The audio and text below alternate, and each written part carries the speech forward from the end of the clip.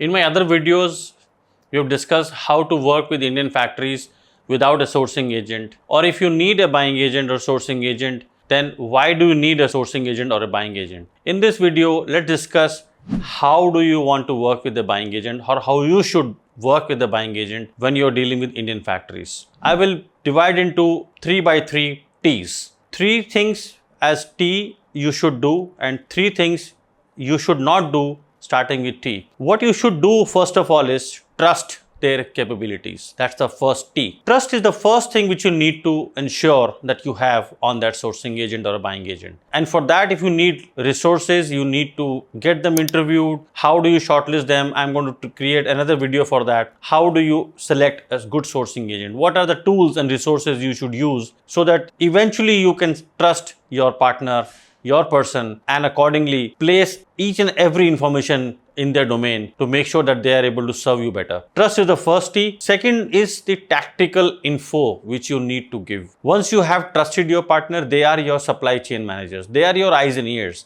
And guys, how can you not trust your eyes and ears? You need to feed them the right tactical info to understand your requirement. Eventually, you need to sell the product. It is not that you're only asking for consumption of one piece for yourself at home. You need to buy from somewhere and you need to sell it to someone. The tactical information about which market you're going to sell, which season are you going to sell, which kind of price points you're looking at, which kind of factories and quantities and delivery terms and a lot of other factors which come into play when you want to buy.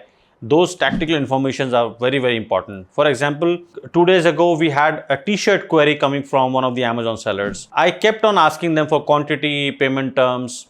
Do they have specifications? They keep on saying, no, we do not have it. And eventually then they said, 2,000 per piece, per quantity per piece is okay.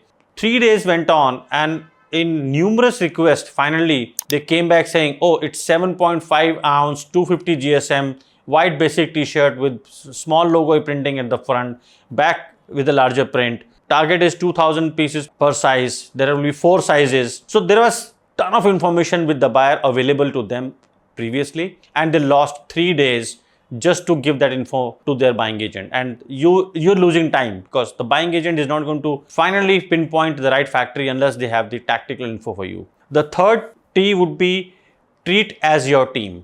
They are a part of your team.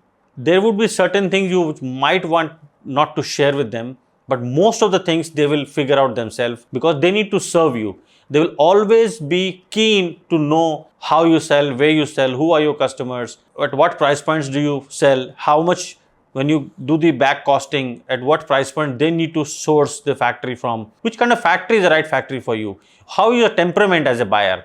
For example, we have one customer with us. He's an old person and in the business for 30 plus years. His temperament of working is completely different from an organized big company with a buyer as an employee. He is a one-man show. He is selling, he is buying. Only 2 people in the warehouse who would be, I believe, are the coordinators for their buying and selling everything. You just can't have the same parameters of communication with such a buyer as a buying agent rather than what you do with an organized buyer who's an employee in a big corporate company. Now, let's talk about 3 T's which you should not do.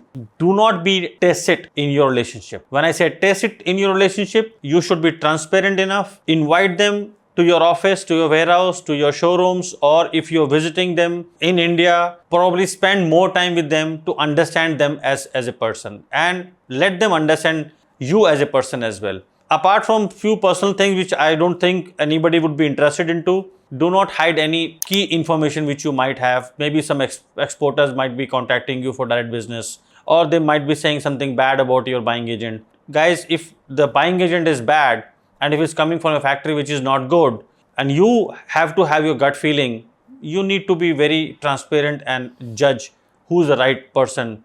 Is the factory saying something right for them, or is my buying agent is the worst who should be here to do my job because you have placed their trust on them. The second would be do not tamper with the process. For example, if a buying agent has set up a process for you, how the quotations are going to come, what are the things which you need to do, what a factory needs to do, and if sometimes the factory comes up and say, we did not produce a counter sample and now we don't have a time, so what do you need to do? And if your buying agent is saying we need a counter sample because this factory does not understand how this production is going to happen once you order unless you have a counter sample, and the exporter is directly coming to you and say, oh, can I take your approval? And you say, yes, send me a sample, I don't need a counter sample. That's a tough job you're doing it for your buying agent when they are not in resonance with the decision. If they are, that's their job to manage how will they inspect the goods without a counter sample or a green sample. So do not tamper with the process. Third thing, do not toy too much. So when you are dealing with the buying agent, allow them to play for you. You should be a receiver of information. You should be a receiver of the content, the service, not rather doing your ways. For example, if they are telling you that these are the two right factories, and you might have a different opinion, oh, I don't think so, these are the two right ones. Maybe a third one which I saw in the trade fair, or they came to you, or some factory sent you information and you think that they are the right people and you want to work with them. Let them decide that for you.